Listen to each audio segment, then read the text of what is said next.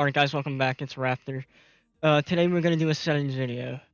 We're going to look at the best settings to have and for the upcoming season, Solar Raid. Before we get started, a lot of these settings are personal preference, so what I use and what works for me may not exactly work for you. So take whatever information I show and put a little twist on it. Alright, in the General tab, most of this is personal preference. The only thing I recommend is having paint on. And that's basically it. And manual drone after prep. Besides that, everything else is personal preference. None of this really matters. Alright, now moving on to the HUD section. I have everything on default. The only thing I have off is the health.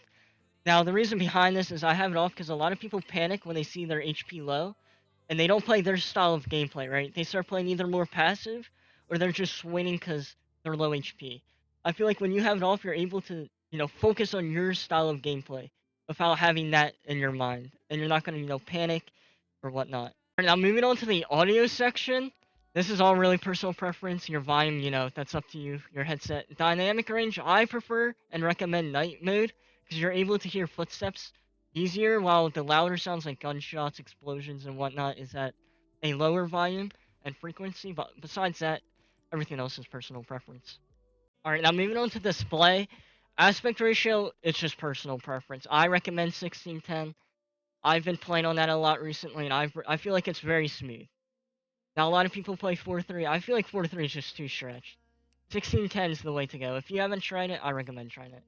If you do run 16:10, anywhere from 87 to 90. If you're playing 4:3, anywhere from 84 to 90, I would recommend. Besides that, everything else in display is personal preference. Now, moving on to the graphics settings, I have basically every graphics setting low. I do have render scaling at 100 and TAA sharpness at 100 as well. Shadow quality. You want shadow quality above medium, so you can see the enemy's shadow, and you will know when to pre-fire the enemy. Moving on to the controls section, I have raw input off. This is my sense 5.3, 37, 61, 63. I don't do anything under this because I don't use any zoomed in scopes. Besides that, 2800 DPI. This is all personal preference. You can look at what I have. You can look at the controls I have. You can pause the video or slow it down if you want to see exactly what I have, but this is all personal preference, all up to you. Now we're moving on to accessibility. Optic color, I use black, up to you. Optic opacity, I use 100, up to you. Screen shake, I highly recommend to turn that off. I don't want no one saying they died to screen shake. It's an option. It helps you. Turn it off. You won't be dying to screen shake anymore. Turn it off. Team colors, up to you. Chat purposes, up to you. Alright, for the Nvidia users out there, we're going to go to your control panel by right-clicking desktop and opening it. Once you get there, you're going to make sure you have performance at its highest, so you can get the max frame rates in Rainbow Six Siege. Quality doesn't matter. Who cares about it looking good, really? At least if you can see the enemy, that's all that matters. Next, this is what I have. You can pause the video if you need to. This is what I run. This is what I recommend. Now onto this. Use your graphics card for the processor for Physics X.